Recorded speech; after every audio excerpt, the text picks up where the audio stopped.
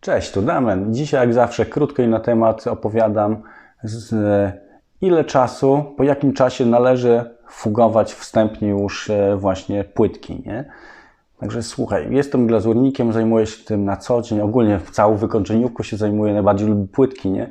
Nie to, że zęby zjadłem jeszcze na tym, bo jeszcze jestem młody, wiele muszę się nauczyć, aczkolwiek wiem, że jeżeli będziesz zajmował się właśnie remontem, będziesz sam próbował płytki przyklejać, być może właśnie się zastanawiasz, po jakim czasie należy już tą fugę zamywać, nie? No bo jeżeli najpierw ją będziesz aplikował gdzieś tam w te szczeliny, prawda?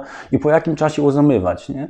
Słuchaj, to zależy wszystko, po pierwsze, tak, musisz wziąć pod uwagę, jakiej gęstości jest Twoja fuga, która Ci wyszła. Jeżeli nie zrobiłeś tego w odpowiednich proporcjach, które producent zaleca, być może ta fuga Ci wyszła trochę za rzadka, nie? Więc to wiadomo, że musisz dać jakby trochę więcej czasu, żeby ta fuga skisła, nie? Żeby ona zastygła i dopiero potem ją wstępnie zamywać.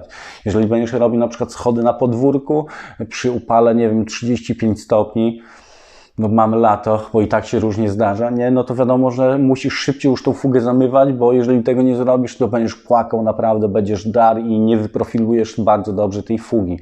Więc widzisz, nie ma takiej jednoznacznej odpowiedzi, po jakim czasie należy fugować wstępnie te płytki, ale jeżeli założymy, powiedzmy, jakąś taką średnią, nie? Jeżeli mogę Ci coś takiego powiedzieć, no to jeżeli zakładamy, że ta masa jest właśnie dobrze rozrobiona, nie jest ani za rzadka, ani za gęsta, to po jakichś około 10-15 minutach myślę, że wiesz co, możesz już wtedy fugować wstępnie, profilować sobie gąbeczką, tak i tak dalej. W innym odcinku też Ci nagram jakiś tam, w jaki sposób powinno się fugować płytki, ale chodzi o ten czas, nie? Bo wiem, że na jakiejś tam grupie też ktoś się zapytał, być może są właśnie ludzie, którzy się zastanawiają, jeżeli Ty jesteś tą osobą, to pamiętaj.